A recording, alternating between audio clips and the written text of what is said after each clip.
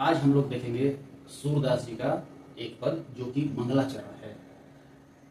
सभी कवि अपने काव्य की शुरुआत मंगलाचरण से करते हैं, अपने इष्ट देव से मंगल कामना करते हैं कि उनका जो काव्य है, जिसकी रचना वो करने जा रहे हैं, वो उसे प्रसिद्धि मिले या उसमें सफलता मिले उनको। तो उसी तरह सूरदास जी ने भी मंगलाचरण गाया है सूर सागर के आरंभ में। तो ये है मंगलाचरण।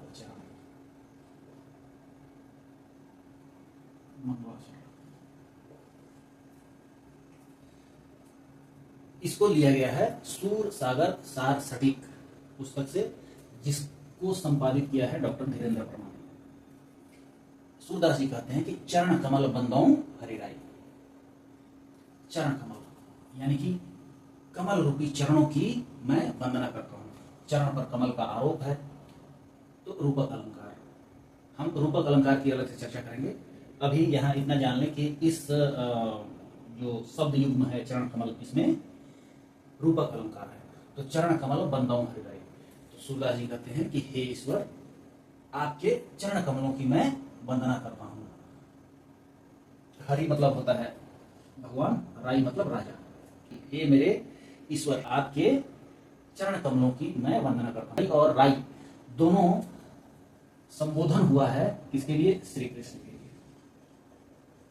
सूरदास जी कहते हैं हे श्री कृष्ण, मैं आपके चरण कमलों की वंदना करता हूं। और वंदना करता हूं क्यों करता हूं? अब विशेषताएं गिनाते हैं कि इस हरि श्री कृष्ण की क्या क्या विशेषताएं हैं। इनकी अगर कृपा हो जाए तो क्या क्या हो सकता है? जाकी कृपा, जिनकी कृपा से पंगु, पंगु मतलब होता है लंगड़ा व्यक्ति, और गिरी लागे, गिरी मतलब पहाड़, लांग है, जिनकी कृपा से, किसकी कृपा से? श्री कृष्ण की कृपा से। जो सूरदास जी के इष्ट देव हैं, उनकी कृपा से क्या होता है कि पंगु व्यक्ति भी गिरिलांग है, पर्वत लांग जाता है, पर्वत चढ़ जाता है। अंधे को सब कछु दर्शाई, और अंधे को सब कुछ दिखने लगता है। इतना ही नहीं, बहिरो सुने, बहरा व्यक्ति सुनने लगता है।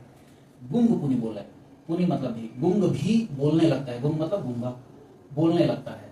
रंग, रंग मतलब होता है दरिद्र, जिसके पास संपत्ति के नाम पर कुछ भी ना हो, वो रंक हुआ। तो रंक चले सिर छत्रधारी। अब छत्र धारण करना होता है, यानी कि स्वामी बन जाना, राजा बन जाना। तो छत्र धारण कौन करता है? राजा।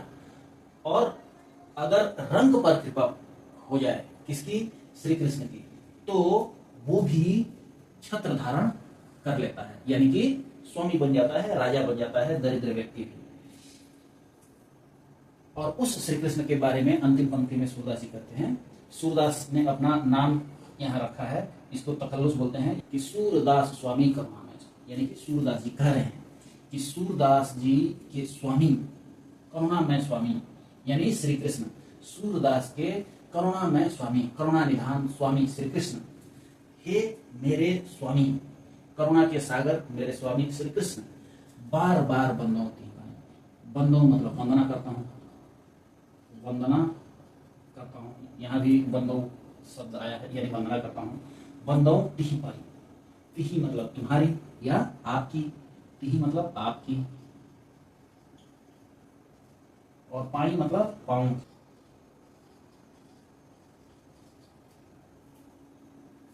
मैं आपके पाँव की बार बार वंदना करता हूँ। तो दास्य भक्ति भरा ये पद है। इस पद के रचनाकार हैं, रचयिता हैं सूरदास, और इन पदों को लिया गया है सूर सागर सार सटीक पुस्तक से, जिसके संपादक हैं डॉक्टर धीरेन्द्र वर्मा। अब देखते हैं कि इस पद में विशेष बातें क्या क्या है। तो सबसे पहली विशेषता ये कि इसमें बहुत सारे अलंकार हैं। अलंकार हमने देखा, इसमें रूपक अलंकार है, राई, दर्शाई, धराई, पाई, इसका इन सब में अंत्यानुप्रास है, यानी अनुप्रास अलंकार। इन सब में है अनुप्रास अलंकार, इन सब में अनुप्रास अलंकार है। उसके बाद बार बार, बार बार एक ही शब्द दो बार आया है और हर बार एक ही अर्थ है, तो यहां हो जाएगा पुनरुक्ति प्रकाश, पुनरुक्ति प्रकाश या पुनरुक्ति अलंकार। और वह जो वर्ण है इसकी 3 बार आवृत्ति हुई है, तो 3 बार आवृत्ति होने के कारण यहां पर हो जाएगा अनुप्रास।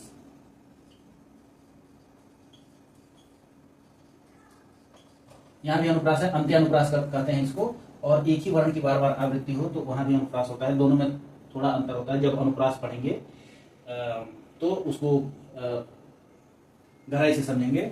मैं कोशिश करूंगा कि अगले क्लास में जो अलंकार हम लोगों को मिल रहे हैं सूरदास जी के पदों में, उन अलंकारों की अलग से चर्चा की जाएगी। और कौन सा अलंकार है, तो सूरदास वर्ण, स्वर्ण और स्वर्ण की आवृत्ति है, यहां भी अनुप्रास। तो देख रहे हैं कि अनुप्रास अलंकार है, रूपक अलंकार है। और ये 2 पंक्तियां अगर हम देखें, जाति कृपा पंगु गिरिलांघे, अंधे को सब कुछ दर्शाई, बहिरो सुने गुंग पुनि बोले, रंग चले सिर छत्र धारे।